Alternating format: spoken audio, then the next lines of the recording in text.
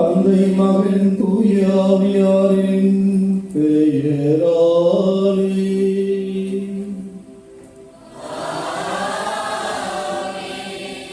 நம் ஆண்டவராகிய இயேசு கிறிஸ்துவின் அருளும் கடவுளின் அன்பும் பரிசுத்த ஆவியின் நட்புறவும் உங்கள் அனைவரோடும் இருப்பதாக.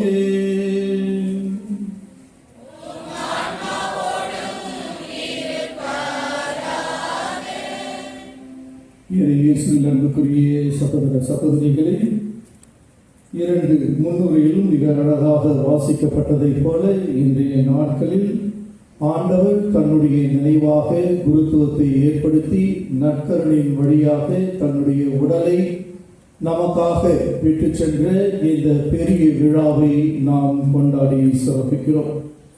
இன்றைய நாட்களில் அனைத்து குருக்களையும், உலகம் முழுவதும் இருக்கக்கூடிய அனைத்து குருக்களையும் நினைத்து பார்ப்போம்.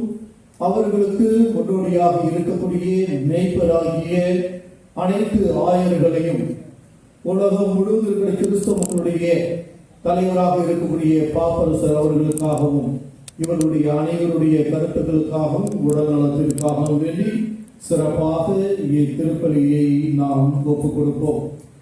மேலும் நன்றி பலியாகவும் சிறப்பு வேண்டுதல் பலியாகவும் வேண்டியிருக்கக்கூடியவர்கள் ஜாஸ்மின் மேரி தன்னுடைய உடலையும் இரத்தத்தையும் வானமாக நமக்கு வழங்கிய ஆண்டவருடைய விழாவில் பங்கெடுக்க வந்திருக்கக்கூடிய நாம் அனைவரும் அறிந்தும் அறியாமலும் செய்த எல்லா விதமான குற்றங்கள், குறைகள், பாவங்கள் எல்லாவற்றையும் நாம் நினைத்து பார்த்து மன்னிப்பு வேண்டுவதன் வழியாக இன்னும் ஆன்மீகத்தின் வழியாக ஆண்டவரோடு நெருங்கி வரக்கூடிய ஒரு பாக்கியத்தை கொடுக்க சிறப்பாக வேண்டிக் கொள்வோம்.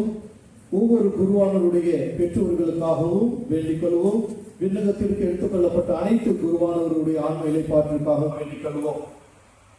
இந்த திருப்பணியை தகுந்த முறையில் ஒப்புக் கொடுக்க நம்முடைய குறைகள், குற்றங்கள் எல்லாவற்றையும் ஏற்று மனமுறைந்து மன்னிப்பு வேண்டுவோம்.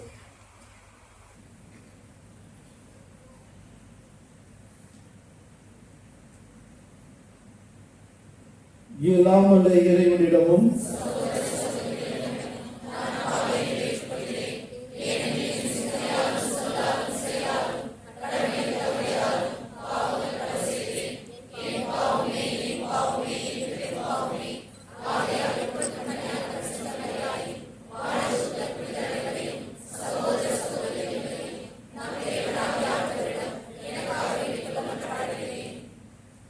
எல்லாமுள்ள இறைவன் நம் ஒவ்வொருடைய குறைகள், குற்றங்கள், பாவங்கள் எல்லாவற்றையும் மன்னித்து நமக்கு முடிவில்லாத வாழ்வை தந்தருள்வாராக.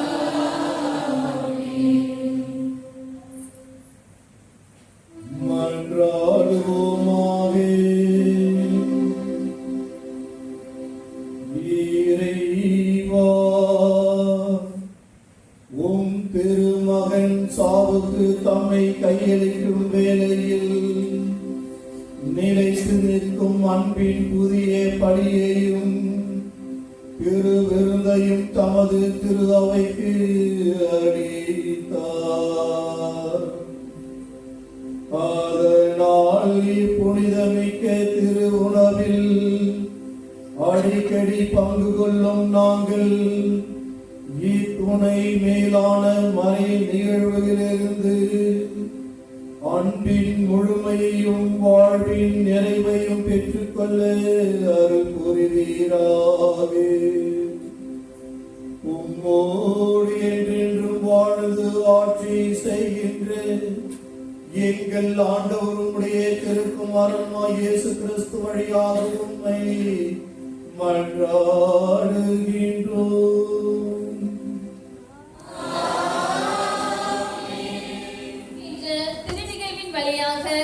அடிமை வாழ்வை அகற்றி சுதந்திர காற்றை சுவாசிக்க உதவுகின்றார் இறைவன். இருளின் ஆதிக்கத்தில் இருந்து விடுவிக்கப்பட்டு விடுதலை வாழ்விற்குள் வீறு நடை போட அடிப்படை காரணமாக இருந்தது இந்த பாஸ்கா என்ற திருநிகழ்வுதான். சுதந்திர வாழ்வுக்கு எழுச்சி காற்றாய் வீசும் இந்த பாஸ்கா விழாவை ஆண்டுதோறும் கொண்டாட அழைப்பு விடுக்கும் முதல் வாசகத்திற்கு செவிமடுப்போம்.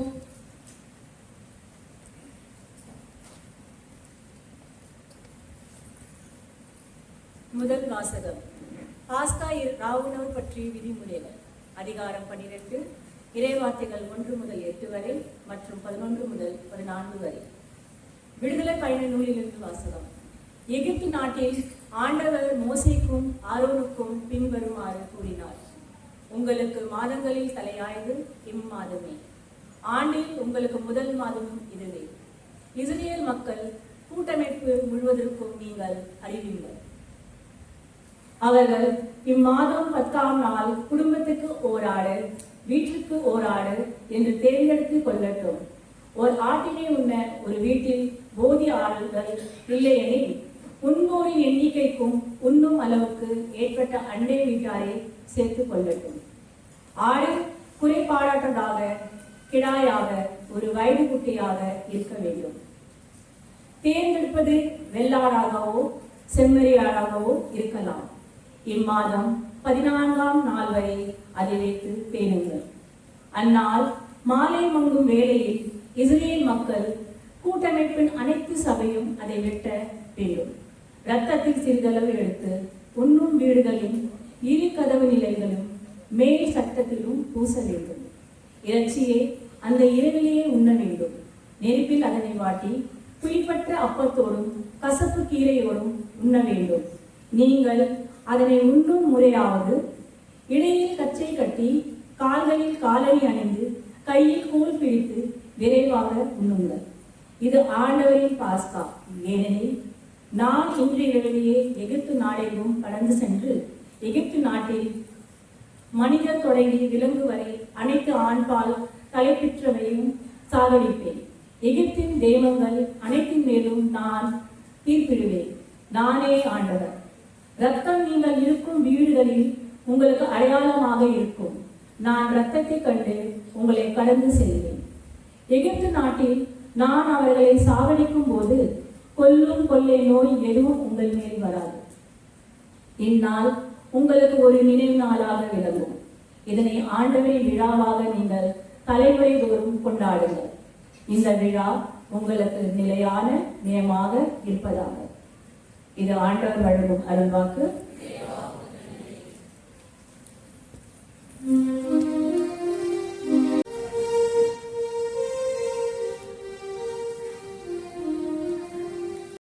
வழிபாடுகள் ஆன்மீக வாழ்வில் ஆழத்தை பதிப்பதில்லை. வழிபாடுகள் வாழ்வாகும் போதுதான் வாழ்க்கை சிறக்கிறது. திருப்பலியின் போது இயேசுவின் உடலை உண்டு அவரது இரத்தத்தை பருகுவது என்பது வெறும் வெற்று சடங்காக மாறிவிடக் கூடாது. இந்த நிகழ்வானது இயேசு வரும் வரை அவரது இறையாட்சி கனவினை இம்மண்ணிலே விதித்திட வேண்டும் என்ற புனித பவுல் அடிகளாரின் சிந்தனைக்கு செவிமடுப்போம். அப்பத்தை உண்டு கிண்ணத்தில் பருகும் போதெல்லாம் ஆண்டவருடைய சாவை அறிவிக்கிறீர்கள். திருத்தூதர் பவுல் கொரிந்தியருக்கு எழுதிய முதல் திருமுகத்திலிருந்து வாசகம். அதிகாரம் 11 இறை வார்த்தைகள் 23 26 வரை. சகோதர சகோதரிகளே, ஆண்டவரிடமிருந்து நான் எதை பெற்றுக்கொண்டேனோ அதையே உங்களிடம் ஒப்படைக்கிறேன். அதாவது, ஆண்டவராகிய இயேசு காட்டிக் கொடுக்கப்பட்ட அந்த இரவில் அப்பத்தை எடுத்து கடவுளுக்கு நன்றி செலுத்தி அதை விட்டு, இது உங்களுக்கான என் உடல், இதை என் நினைவாக செய்யுங்கள் என்றார். அப்படியே உணவு அருந்திய பின் கிண்ணத்தையும் எடுத்து, இந்த கிண்ணம் என் இரத்தத்தால் நிலைப்படுத்தப்படும் புதிய உடன்படிக்கை. நீங்கள் இதிலிருந்து பருகும் போதெல்லாம் என் நினைவாக இவ்வாறு செய்கள் என்றார். ஆதலால் நீங்கள் இந்த அப்பத்தை உண்டு கிண்ணத்திலிருந்து பருகும் போதெல்லாம் ஆண்டவருடைய சாவை அவர் வரும் வரை அறிவிக்கிறீர்கள். இது ஆண்டவர் வழங்கும் அருள்வாக்கு.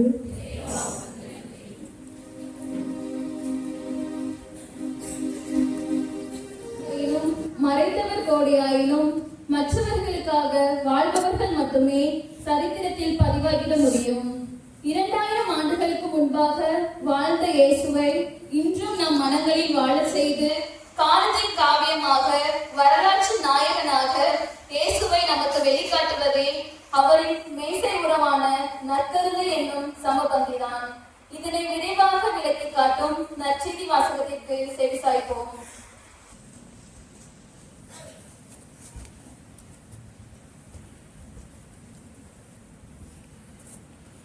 ஆண்டவர் உங்களோடு இருப்பாராக.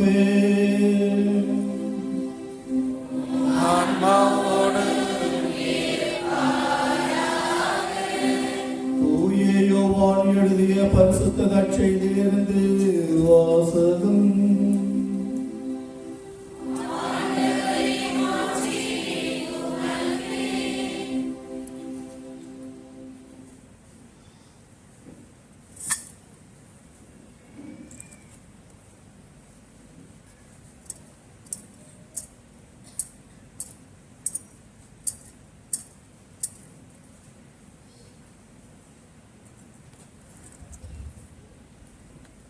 யோவான் எழுதிய நற்செய்தி அதிகாரம் 13 இறை வார்த்தைகள் 1 முதல் 15 முடிய.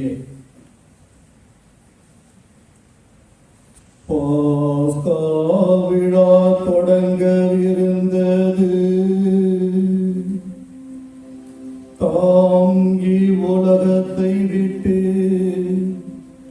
தந்தையிடம் செல்வதற்கான நேரம் வந்துவிட்டது என்பதை இயேசு அறிந்திருந்தார்.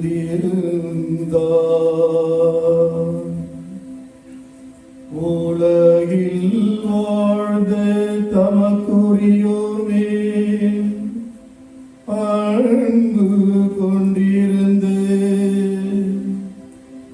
அவர் அவர்கள் மேல் இறுதி வரையும் அன்பு செலுத்தினார். இயேசுவை காட்டி கொடுக்கும் எண்ணத்தை வாலகை சீமோனின் மகனாகிய யூதாசு காரியோத்தின் உள்ளத்தில் எழச் செய்திருந்தது. இரவு வேளையில் தந்தை அனைத்தையும் தம் கையில் ஒப்படைத்துள்ளார் என்பதையும், தாம் கடவுளிடம் இருந்து வந்தது போல் அவரிடமே திரும்பி செல்ல வேண்டும் என்பதையும் அறிந்தவராய் இயேசு பந்தியில் இருந்து எழுந்து தம் மேலுடையை கழற்றி வைத்து விட்டு ஒரு துண்டை எடுத்து இடுப்பில் கட்டி கொண்டார். பின்னர் ஒரு குவளையில் தண்ணீர் எடுத்து சீடர்களுடைய காலடிகளை கழுவி இடுப்பில் கட்டியிருந்த துண்டால் துடைக்க தொடங்கினார்.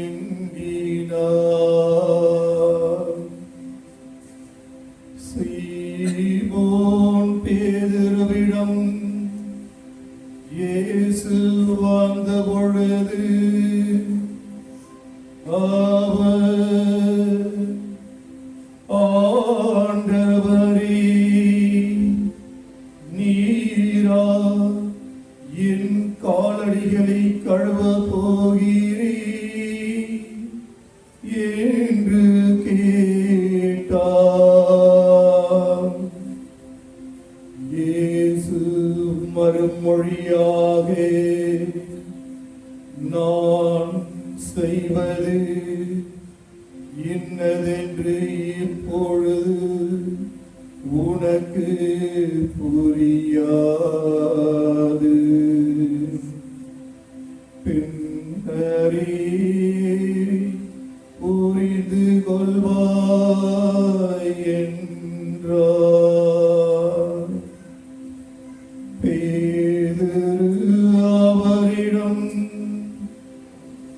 நீ என் காலடிகளை கழுவவிடவே மாட்டேன் என்றார். இயேசு அவரை பார்த்து, நான் உன் காலடிகளை கழுவாவிட்டால் என்னோடு உனக்கு பங்கு இல்லை என்றார். அப்போது சீமோன் பேதுரு, அப்படியானால் ஆண்டவரே, என் காலடிகளை மட்டுமல்ல, என் கைகளையும் தலையையும் கூட கழுவும் என்றார். இயேசு அவரிடம், குளித்து விட்டவர் தம் காலடிகளை மட்டும் கழுவினால் போதும், அவர் தூய்மையாகி விடுவார். நீங்களும் தூய்மையாயிருக்கிறீர்கள்,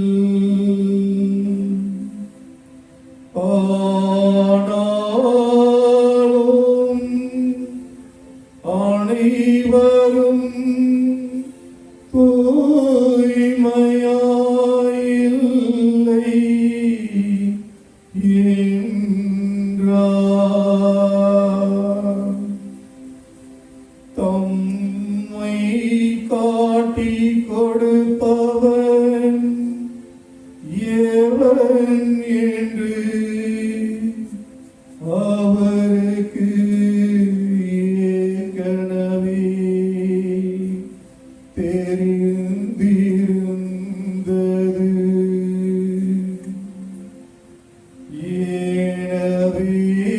எனவேதான் உங்களுள் அனைவரும் தூய்மையாயில்லை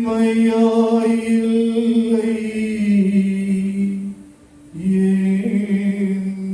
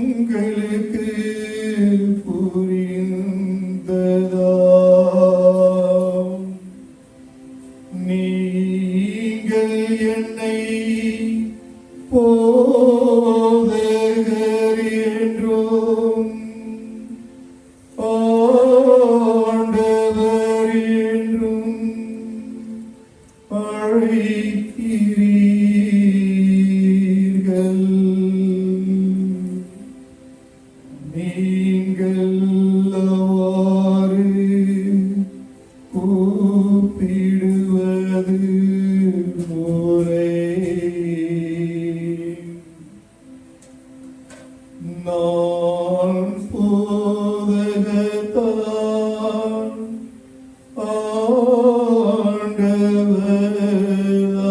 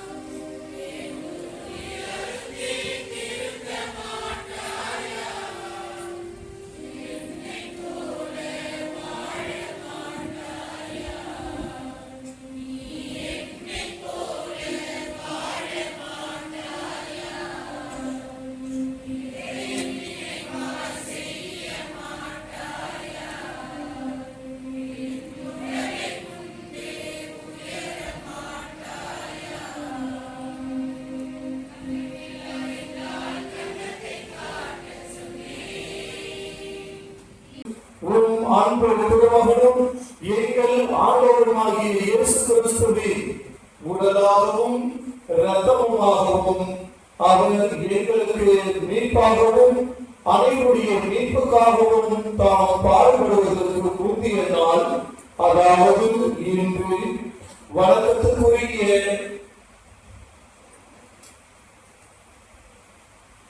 தம் திருக்கைகளில் அப்பத்தை எடுத்து வானோக்கி கண்களை உயர்த்தி, எல்லாம் வல்ல இறைவனும் தம் தந்தையுமாகிய உமக்கு நன்றி செலுத்தி ஆசி வழங்கி அப்பத்தை விட்டு தம் சீடர்களுக்கு அளித்து கூறியதாவது: அனைவரும் இதை வாங்கி உண்ணுங்கள், ஏனெனில் இது உங்களுக்காக கையளிக்கப்படும் என் உடல்.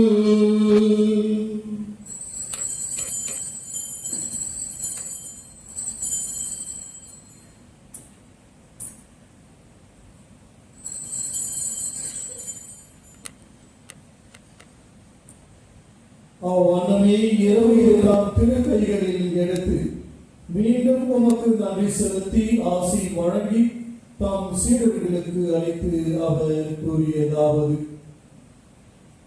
அனைவரும் இதை வாங்கி பருகுங்கள்,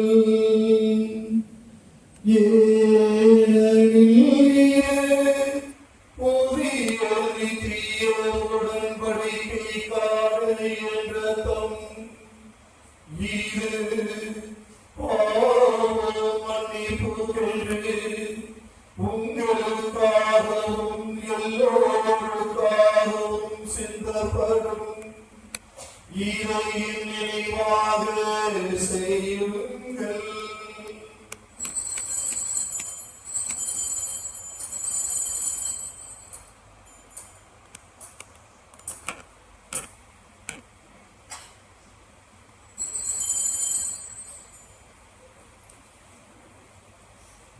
இது நம்பிக்கையின் மறைபொருள்.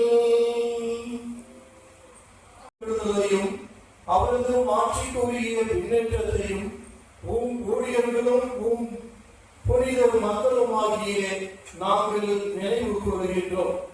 நீர் எங்களுக்கு வழங்கியுள்ள கொடைகளில் இருந்து நிலை வாழ்வு தரும் புனித அப்பத்தையும் முடிவில்லா மீட்பு அளிக்கும் திருக்கிண்ணத்தையும் தூய புனித மாசற்ற பலி பொருளாக மாண்புக்குரிய உமக்கு நாங்கள் ஒப்புக் கொடுக்கின்றோம்.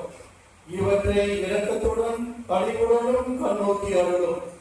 நீதிமானாகிய ஊழியின் ஆபலின் காணிக்கைகளையும் எங்கள் நம்பிக்கையின் தந்தை ஆபிரகாமின் பலியையும் உம்முடைய தலைமை குரு மெல்கிசேதேக் உமக்கு அளித்த காணிக்கைகளையும் நீர் உலகறிந்து ஏற்றுக்கொண்டது போல இவற்றையும் புனித பலியாகவும் மாசற்ற பலி பொருளாகவும் ஏற்றுக்கொண்டோம்.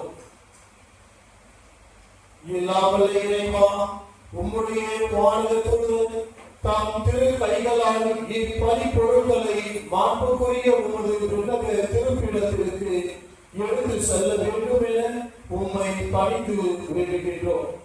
இத்திருப்பீடத்திலிருந்து உம்முடைய திருமகனின் புனிதமிக்க உடலையும் இரத்தத்தையும் பெறுகின்ற நாங்கள் அனைவரும் எல்லா உன்னத ஆசையையும் அருளையும் நிறைவாக பெற்றுக்கொள்ள செய்தவரும் எங்கள் ஆண்டவராகிய கிறிஸ்து வழியாக உம்மை மன்றாடுகின்றோம்.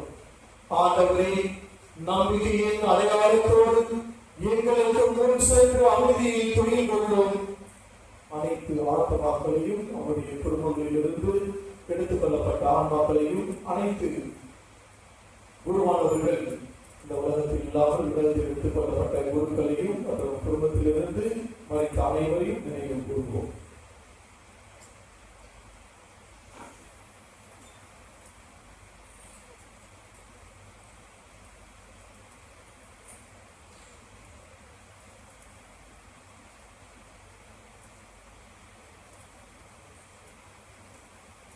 உம் அடியார்களையும் நினைவு கூறுகிறோம்.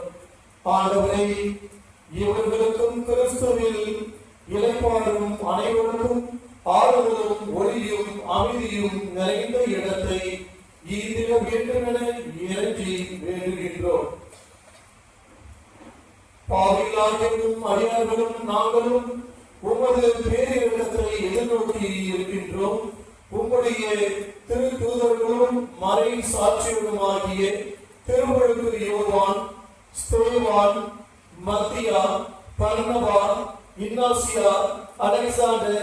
Marcellus, Peter, Felicity, Perpetua, Agatha, Lucy, Agnes, Cecilia, Anastasia ஆகியோரும் உம் புனித அனைவரும் எங்களுக்கும் பங்களித்தருளும்.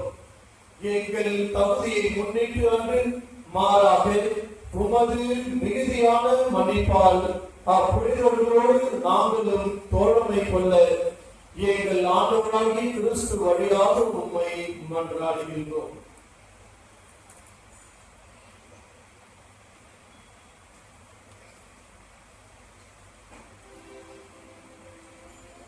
இவர் வழியாக இவரோடு இவரில் எல்லாம் வல்ல தந்தையாகிய தூய ஆவியாரின் ஒன்றில் எல்லா புகழும் மாற்றியும் என்றென்றும் உமக்கு உரியதே.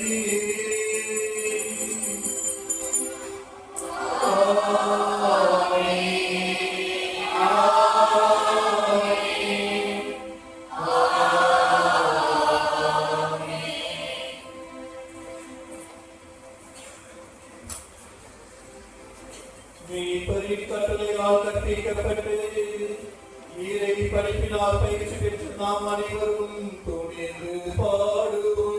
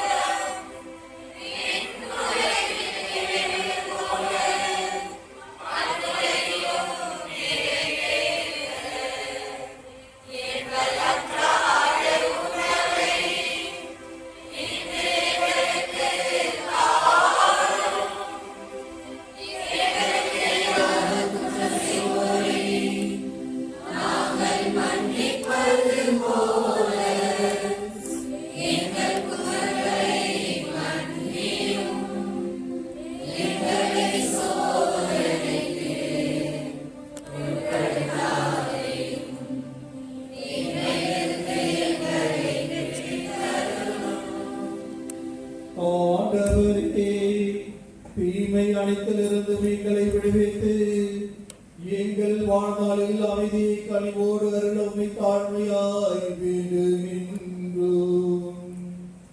உம்முடைய இரக்கத்தின் உதவியால் நாங்கள் பாவத்திலிருந்து எப்பொழுதும் விடுதலை பெற்று யாதொரு கலக்கமுமின்றி நலமாயிருப்போமாக. நாங்கள் அமிருக்கும் பேரின்பத்திற்காகவும் எம் மீட்பராகிய இயேசு கிறிஸ்துவின் வருகைக்காகவும் மகிழ்ச்சியுடன் எதிர்பார்த்திருக்கின்றோம்.